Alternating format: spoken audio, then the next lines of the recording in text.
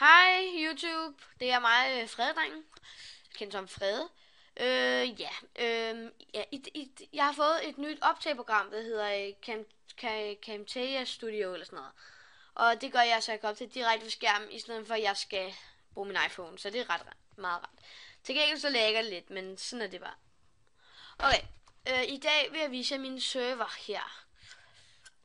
Der. Men man kan desværre, der er ikke en eneste, der kan komme ind på den, men alligevel synes jeg, det er sjovt nok at spille herinde.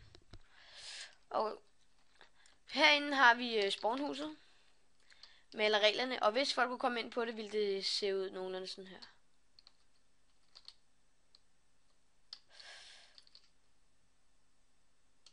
Ja, og så står der sådan en stor skilt med Fred ud, og så, ja, og Fredecraft og sådan noget.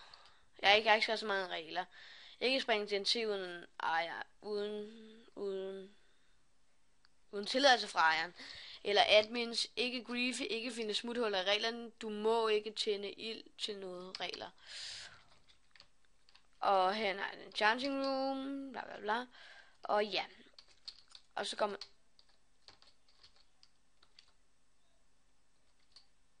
og så her har vi en bro. Det kan vi lige vise, når den er regenereret.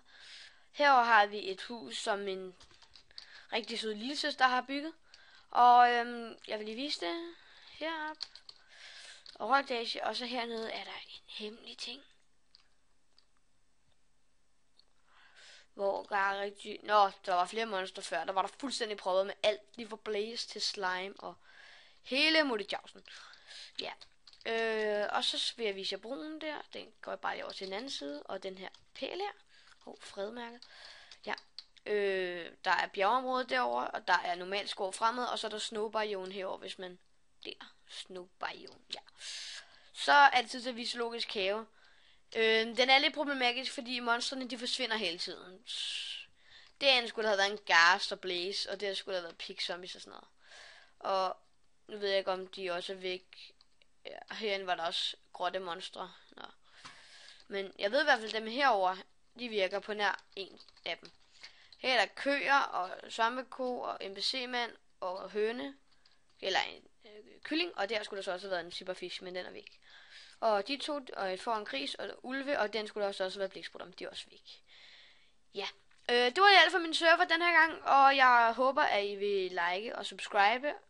Så ja, og nu vil jeg også gerne give et forslag. Jeg er til at søge på Karl Emil-drengen og gå ind på hans side og subscribe og like, fordi at så kan han blive YouTube-partner, og så kan hans server komme rigtig godt op og køre. Og det vil vi alle sammen rigtig gerne have, så hvis I gider det, ville det også være dejligt. Nå, det var alt for denne gang. Ses YouTube. Frededreng her, og farvel.